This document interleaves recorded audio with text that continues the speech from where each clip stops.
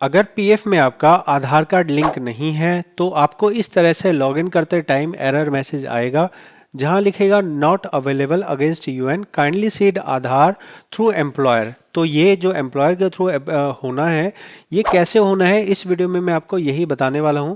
मैं एक PF consultant हूं, आपसे रिक्वेस्ट करूंगा अगर आपको ये वीडियो से फ़ायदा लगे ज़रूर से सब्सक्राइब कीजिएगा। मुझे पता है कि जो मैं वीडियो बना के देता हूं वो वर्ल्ड क्लास होती है।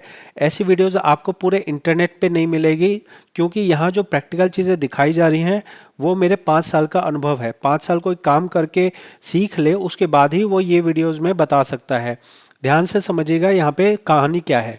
कहानी सिंपल सी है कि आपका जो आधार कार्ड है वो बहुत ज़रूरी है आपके किसी भी पीएफ के अंदर लॉगिन करने के लिए। वरना क्या होता है, वरना ये होता है कि आपका अकाउंट जो है कोई भी खोल के उसमें अपनी डिटेल डाल के अपना पैसा निकाल सकता है। तो जो आईडी क्रिएट करी है वो किसने करी है, वो करी है कंपनी ने। तो कंपनी को पता है कि ये जो अकाउंट में जो पैसा है वो किस आदमी का है, इसलिए यहाँ पे पीएफ ऑफिस ने ऐसा कहा है कि आप जो है कंपनी के पास जाइए। कंपनी के पास जाने से आपको वहाँ पे क्या मिलेगा आप देख लीजिए अब स्क्रीन पे, कि आपको वहाँ पे जो नया करेक्शन का तरीका है उस करेक्शन के तरीके में यहाँ बताया गया है कि जब कोई आदमी का आधार कार्ड नहीं लगा है, ये तीन तीन अलग अलग कैटेगरी में बांटा गया है लोगों को। तो आपका अगर आधार नहीं लगा है तो आप सी नंबर कैटेगरी में आते हैं। और इस कैटेगरी में आने का मतलब ये है कि अब आपकी जो रिक्वेस्ट है वो एम्प्लॉयर लगाएगा। एम्प्लॉयर के बाद जो जूनियर अधिकारी है वो करेगा, सीनियर अधिकारी है वो करेगा। ऐसा करने के बाद में आपका जो नाम और डेट ऑफ बर्थ में जो भी गलती होगी वो भी ठीक हो जाएगी और आधार भी लिंक हो जाएगा। ठीक है, तो ये काम आप बिना कंपनी के नहीं कर सकते हैं। बहुत बार मुझे पता है लोग कहते हैं हमारी कंपनी नहीं कर रही है, हम जो है कैसे करवाएं क्या करवाएं। मेरे पास में इसका और कोई तरीका है नहीं, कंपनी के पास ही जाके आपको करवाना होता है। अगर कंपनी बंद हो गई है तो ही आप अपने किसी बैंक से बैंक मैनेजर से या फिर बहुत सारे अधिकारियों का नाम दे रखा है कि कौन कौन अधिकारी आपके जॉइंट डिक्लेरेशन फॉर्म, कौन सा फॉर्म, जॉइंट डिक्लेरेशन फॉर्म, जो कि इसी के शीट के यहाँ पे दे रखा है। देखो ये है ना जॉइंट डिक्लेरेशन फॉर्मेट, यहाँ पे आपको ये भर के देना होता है और यहाँ पे जो अधिकारियों का नाम बताया गया है उन अधिकारियों से सिग्नेचर करवा के आप जमा कर सकते हैं। अब मैं आपको दिखा रहा हूं कि कैसे कंपनी वाले पोर्टल पे ये काम होता है, क्योंकि बहुत सारे लोग कहते हैं कि हमारी कंपनी को ही पता नहीं है। कंपनी बोलती है कि आप जो है ना वहाँ चले जाओ, पीएफ ऑफिस चले जाओ, वहाँ जाके होगा। पीएफ ऑफिस वाले भगा देते हैं। तो आपके लिए ये वीडियो मैं बता रहा हूँ कि कंपनी वाला लॉगिन करने के बाद कहाँ कहाँ जाएगा, कैसे कैसे इस काम को करेगा। तो आप ज़रूर से सब्सक्राइब कीजिएगा अगर आपको फ़ायदा हो तब। यहाँ पे ध्यान से देखना है कि मैंने अपना कंपनी वाला लॉगिन कर लिया है। लॉगिन करने के बाद मुझे मेंबर पे जाना है। मेंबर जाने के बाद फिर मैं जाऊंगा सबसे नीचे जाऊंगा जॉइंट डिक्लेरेशन फाइलिंग पे। जॉइंट डिक्लेरेशन फाइलिंग का मतलब यहाँ पे ये बनेगा कि अब मेरे को मान लो जिस कंपनी में आपका, अगर मान लो कि आपने एक से ज़्यादा कंपनी में काम किया है तो आप ये काम किसी भी कंपनी के पास जाके करवा सकते हो। और अगर उस यूएन में जिसमें आधार लिंक नहीं है, आप अगर मान लो कि ये चाहो कि भाई इस आधार से मैं नया यूएन बना के काम कर सकता हूँ, हाँ बिल्कुल कर सकते हो। ठीक है, तो ये वाला जो हम सिस्टम कह रहे हैं वो ये कह रहे हैं कि मानो एक यूएन बना है, उसमें अगर 3 कंपनी है, 3 में से आप किसी भी कंपनी से ये वाला प्रोसेस फॉलो करवा सकते हो। अगर तीनों में से कोई भी कंपनी जिंदा होगी, कोई आपकी हेल्प करना चाहेगा तो ये हो जाएगा। तो यहाँ पे आप देखेंगे कि मेंबर में जाके मैं जॉइंट डिक्लेरेशन में गया हूँ। जॉइंट डिक्लेरेशन में जाके यहाँ पे यूएन नंबर डालने को कहा जा रहा है। तो मैं यहाँ पे आपको वो यूएन नंबर टाइप करके दिखा रहा हूँ जिसका आज के दिन में जिसका यहाँ पे आधार कार्ड लिंक नहीं है। तो हम यहाँ पे सर्च दबाते हैं। सर्च दबाने पे इस आईडी से जुड़ा जो मेंबर आईडी है वो खुल गया। फिर हमने यहाँ पे गेट डिटेल किया।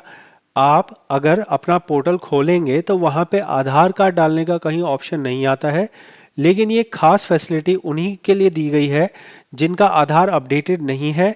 यहाँ पे जो आप स्क्रीन देख रहे हैं, ये स्क्रीन सिर्फ और सिर्फ उन्हीं लोगों, ये सिर्फ कंपनी के पास ही शो होती है और कंपनी के पास ही ऑप्शन आता है कि वो किसी का यहाँ पे आधार नंबर डाल सके। तो आपको ये जो चीज़ दिखाई दे रही है ये आपको और किसी वीडियो में कहीं नहीं नज़र आएगी। आप देखेंगे तो यहाँ देखो आधार नंबर है, यहाँ नॉट अवेलेबल है।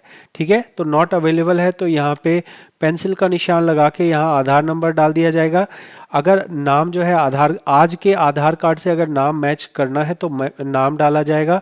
डेट ऑफ बर्थ अगर गलत है तो वो भी डाला जाएगा। मानो कि फादर डिटेल डालनी है वो भी डाली जाएगी। तो जो जो डिटेल भी मिसिंग है वो सारी डिटेल्स यहाँ पे रिक्वेस्ट लगा दी जाएगी और रिक्वेस्ट लगाने के बाद में फिर आगे बढ़ा जाएगा। आगे बढ़ने पे आपका मानो कि नाम गलत है तो नाम गलत से रिलेटेड जो डॉक्यूमेंट है वो देने हैं। डेट ऑफ बर्थ गलत है तो डेट ऑफ बर्थ से रिलेटेड जो डॉक्यूमेंट है वो देने हैं। अब ये डॉक्यूमेंट कैसे पता लगेंगे क्या है, तो सबसे पहले तो ये आपको कंपनी वाले बताएंगे कि उनके रिकॉर्ड में क्या नाम लिखा हुआ है और आपके आज के आधार कार्ड में क्या नाम है। आप जब भी कंपनी में जाइए तो अपने सभी डॉक्यूमेंट्स ओरिजिनल लेके जाइए। आपको देखना है कि अगर नाम गलत है तो ये सभी डॉक्यूमेंट है। इनमें जो डॉक्यूमेंट आपके काम के होते हैं वो बता रहा हूँ। यहाँ पे बैंक पैन कार्ड है, बैंक का पासबुक है। पासबुक मतलब इस तरह से पासबुक होगी, उस पर आपकी फ़ोटो लगी होनी चाहिए, मोहर लगी होनी चाहिए, सिग्नेचर होना चाहिए बैंक वालों का। यहाँ पे पैन नंबर हो गया, समझ रहे हैं। जो जो ज़रूरी कागज़ है वो बता रहा हूँ, voter ID, PAN card, bank passbook, driving licence, अगर पासपोर्ट हो तो पासपोर्ट, और आधार कार्ड ज़रूर लेके जाना है। लेटेस्ट वाला आधार कार्ड लेके जाना है, नया जो आपने डाउनलोड करके प्रिंट आउट लिया हो वो लेके जाना है। अगर डेट ऑफ बर्थ में गलती है तो डेट ऑफ बर्थ के लिए ये सभी डॉक्यूमेंट दे रखे हैं, जिसके अंदर वोटर आईडी भी है और राशन कार्ड भी है और आपका पैन कार्ड भी है, पासपोर्ट भी है। तो आपको जो है 2 या 3 डॉक्यूमेंट लेके जाने हैं। बाकी अगर ज़्यादा से ज़्यादा हो तो आप ज़्यादा से ज़्यादा लेके जाइए। अगर फादर नेम मिसिंग है तो फादर नेम के केस में ये सारे डॉक्यूमेंट आपको नज़र आ रहे हैं कि ये सभी डॉक्यूमेंट्स चलते हैं। आप इसका स्क्रीनशॉट ले सकते हैं और इसके अकॉर्डिंग अपने डॉक्यूमेंट तैयार कर सकते हैं। मैं मेनली आपको डॉक्यूमेंट क्या बताऊंगा, मेनली आपको डॉक्यूमेंट बताऊंगा, आधार तो रखना ही है, पैन रखना ही है, अगर ड्राइविंग लाइसेंस है तो ड्राइविंग लाइसेंस रखना है, अगर 10th का पास किया हुआ है तो 10th का रखना है, प्लस वोटर आईडी रखना है। ये सभी डॉक्यूमेंट आप लेके जाइए।